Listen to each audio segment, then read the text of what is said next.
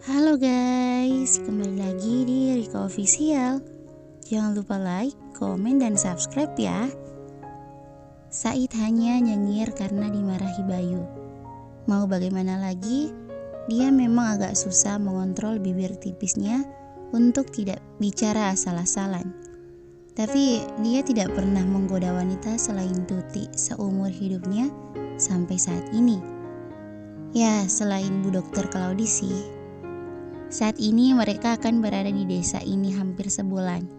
Untungnya melihat LHS dan mengisi KRS bisa secara online dengan membuka portal universitas mereka di internet. Jadi mereka tak perlu bolak-balik ke kota itu. Apa rencanamu selama sebulan ini? Tanya Bayu ingin mengetahui apa yang akan dilakukan adiknya selama hampir sebulan ini. Aku ingin pergi ke sekolah, Kak. Mau lihat-lihat di sana, hitung-hitung cari pengalaman, jawab Said. Bagus juga kalau bisa bantu-bantu Gi. Kasihan guru-guru di sana, mereka kekurangan tenaga pendidik. Soalnya guru cuma 3 orang, sementara kelas ada 6. Benar-benar susah. Honorer yang akan diangkat pun tidak memenuhi kriteria. Sementara kalau dari luar mereka nggak akan sanggup ke sini, kata Bayu panjang lebar. Baik Kak, besok pagi kami akan ke sana. Meski hanya sebulan, kami harap kami bisa membantu, jawab Said lagi. Pagi harinya, Said dan Tuti benar-benar pergi ke sana.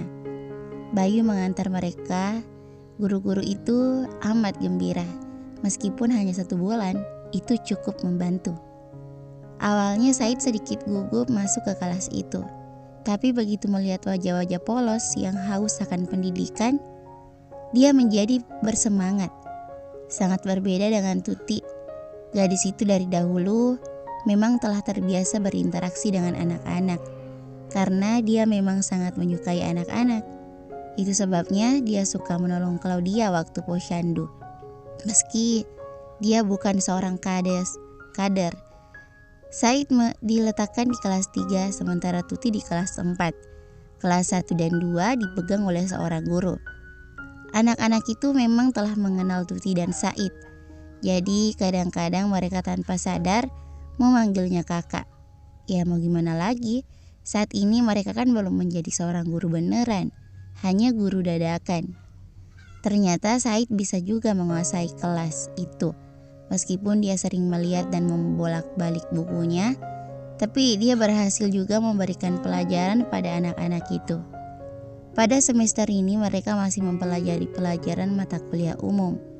Jadi belum belajar menjadi RPP yang akan memudahkan mereka dalam mengajar. Untungnya, kepala sekolah memberikan mereka RPP yang sudah ada untuk dipelajari agar lebih mudah mengajarkan siswa hari berikutnya. Sepulang sekolah, mereka mulai sibuk berdiskusi tentang yang akan mereka ajarkan besok pagi. Ternyata ngajar gak gampang, kata Said sedih. Makanya aku gak mau nakal waktu masih sekolah. Aku selalu dengar nasihat guru, belajar yang rajin, gak cabut, gak tawuran. Kasihan mah gurunya repot. Ngurus satu aja nguras otak, apalagi sebanyak itu. Tuti sengaja meledek Said. Mendengar itu, Said hanya cemberut.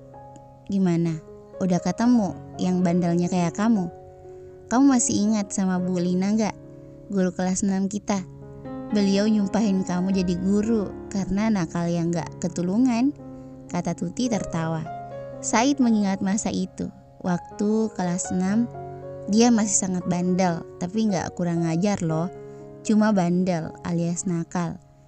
Dia adalah murid yang gak bisa diam, baik mulut maupun kaki. Mulut dan kakinya selalu bergerak. Bu Lina sering menghukumnya, tapi dia tak pernah jerah. Dia sangat hobi jalan-jalan di kelas. Bu Lina langsung memanfaatkan tenaganya yang berlebih, misalnya disuruh ngapus papan tulis atau milih sampah yang berserakan di halaman. Jika mulutnya yang gak bisa diam, Bu Lina juga memanfaatkan tenaganya itu. Said disuruh membaca keras-keras, yang lain nyimak. Jadi Bu Lina benar-benar bisa mencari tempat pembuangan tenaga yang berlebih agar bisa dimanfaatkan tanpa ngomel. Dan saat Said benar-benar membuat guru sabar itu kehilangan kesabarannya, Bu Lina berdoa keras-keras pada Tuhan. Ya Allah, ya Tuhanku, jadikanlah Said anak didikku yang ini nantinya menjadi seorang guru, katanya sambil menengadahkan tangannya. Satu kelas secara spontan ngaminin, kata Said tertawa. Usia Rashid saat ini hampir 1 bulan. Bayu selalu merindukan putranya ini. Dia selalu ingin buru-buru pulang. Rasa lelahnya terobati begitu melihat dan menggendong putranya itu. Claudie merasa amat beruntung karena Bayu selalu mengambil alih Rashid saat di rumah. Dia juga tak akan membiarkan istrinya itu bangun sendirian di tengah malam mengurusi putranya. Untungnya Rashid bukanlah bayi yang rewel. Kadangkala Claudie sengaja membangunkannya untuk memberikan ASI, karena bayi harus diberi ASI sekali 2 jam. Malam ini seperti biasa, Claudie membangunkan putranya lagi. Bayu pun ikut bangun. Dia duduk memeluk Claudie dari belakang. Claudie sedang memberi ASI putra mereka. Apa kamu capek bangun tiap malam kayak ini? Tanya Bayu sambil mencium punggung Claudie yang sedikit terbuka. Claudie tersenyum dan berkata, itulah kenikmatan menjadi seorang ibu. Jawabnya sambil memegang pipi suaminya. Tiba-tiba Bayu mencium bibir Claudia dari belakang. Mas, gak boleh memberikan tontonan yang gak pantas pada anak, kata Claudie bercanda. Bayu tertawa. Sebentar lagi aku harus menjaga keinginanku meski berada di rumah sendiri, katanya lagi. Apa masih lama? Tanya Bayu sedikit berharap Claudia akan mengatakan sebentar lagi. 20 hari lagi ya, jawab Claudie. Hampir 1 bulan lagi, tanya Bayu sedikit kecewa. Sabar ya sayang, bujuk Claudia. Gak apa-apa demi mendapatkan ini, katanya tersenyum sambil mengusap kepala putranya. Udah mas, tidur aja, besok mesti kerja, ntar malah ngantuk, kata Claudie lagi. Ternyata Rashid juga sudah kembali tertidur. Claudie meletakkan putranya kembali. Melihat itu, Bayu tersenyum dan berkata, sini, kupeluk. Selama hampir 1 bulan ini, Said dan Tuti mencari pengalaman di sekolah itu. Dan sedikit banyak mereka mendapatkan ilmu dari sana. Terutama mereka berani berdiri di depan para siswa. Semester baru akan segera dimulai. Mereka kembali lagi ke kota di mana mereka menuntut ilmu. Hal yang sangat menggembirakan adalah mereka mendapatkan gaji dari hasil kerja mereka selama sebulan ini. Tuti dan Said sangat gembira. Ini adalah gaji pertama mereka. Meski tak seberapa, mereka dengan bangga memperlihatkan kepada orang tua mereka masing-masing. Sesampai di kampus, mereka mendapatkan pengumuman bahwa akan diadakan studi banding selama 2 tahun atau 4 semester ke Jepang. Ini adalah program dari kampusnya untuk lebih meningkatkan kualitas pendidikan agar mereka dapat mengetahui bagaimana pendidikan di negara yang lebih maju. Tuti dan Said berkeinginan untuk ikut karena nilai mereka sangat memuaskan. IP Said 3,85, Tuti bahkan hampir sempurna 3,95. Terlebih lagi bahasa Inggris mereka tidak mengecewakan. Mereka mengikuti ujian itu. Sayangnya saat ujian Tuti sakit. Jadi dia tidak bisa fokus dalam menjawab soal-soal itu. Akhirnya Tuti gagal sementara Said lolos. Said amat kecewa, dia tidak bisa membatalkannya dan harus mengikuti program itu. Hatinya amat kacau, Jepang adalah jarak yang amat jauh baginya untuk meninggalkan Tuti. Sedangkan selama ini dia tidak bisa berada jauh dari gadis yang dicintainya. Tuti juga amat sedih, dia merasa tak rela membiarkan kekasihnya ini pergi jauh darinya. Tapi dia harus tetap memberikan dukungan pada Said, agar pria itu tak patah semangat. Kau harus ikut, ini demi nama baik kampus kita, kata Tuti tetap tersenyum. Kau tak merasa sedih? Sama sekali. 2 tahun loh, aku akan berada jauh darimu. Bagaimana jika kau terpikat pria lain, kata Said. Harusnya aku yang mengkhawatirkanmu. Kau akan berada jauh di sana, banyak gadis-gadis cantik di sana. Kau bisa saja terpikat kan? Balas Tuti. Aku lebih menyukai wanita Indonesia, jadi aku tak akan mengkhianatimu, kata Said menenangkan Tuti. Awas saja jika kau selingkuh di sana, kita akan putus, ancam Tuti.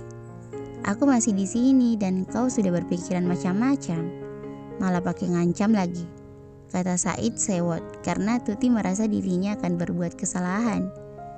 Makanya matamu jangan jelalatan di sana, jawab Tuti.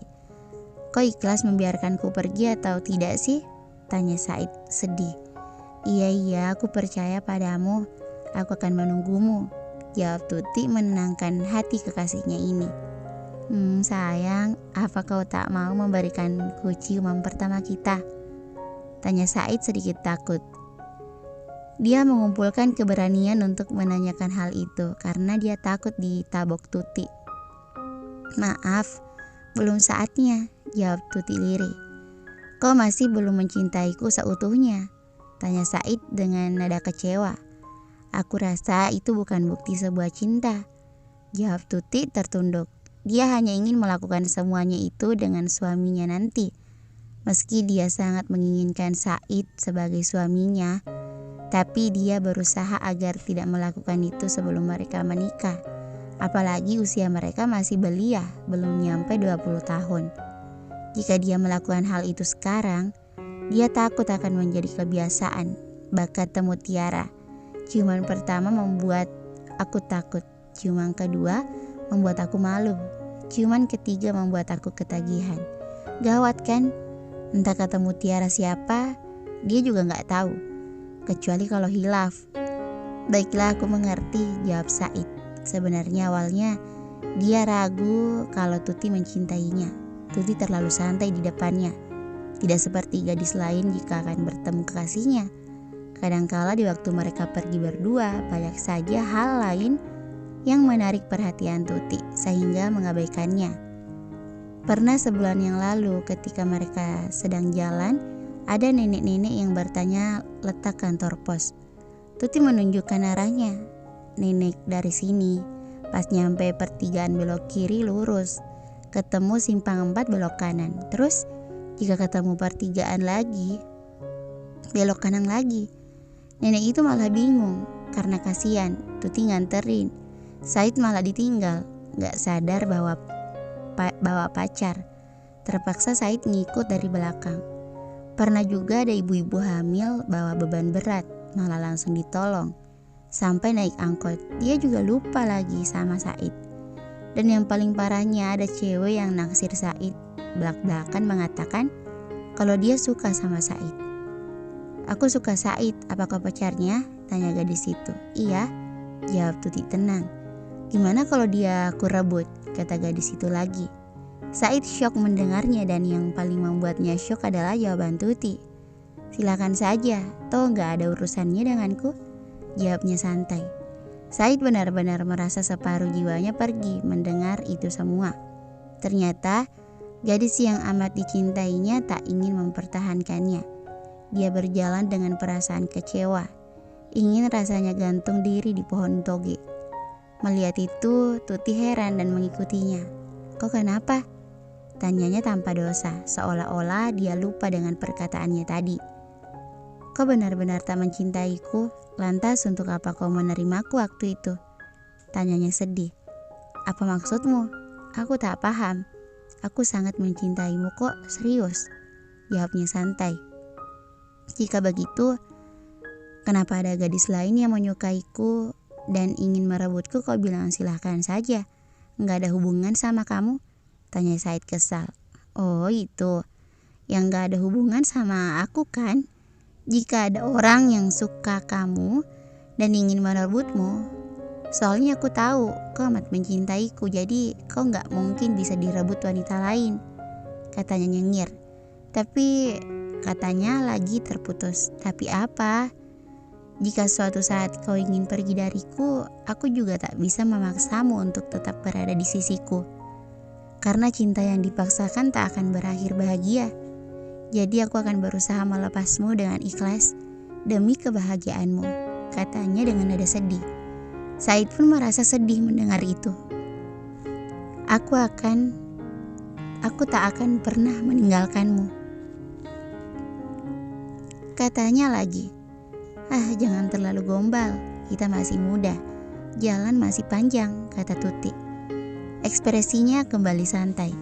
Ya Tuhan, apa dia benar-benar mencintaiku? Ratap Said.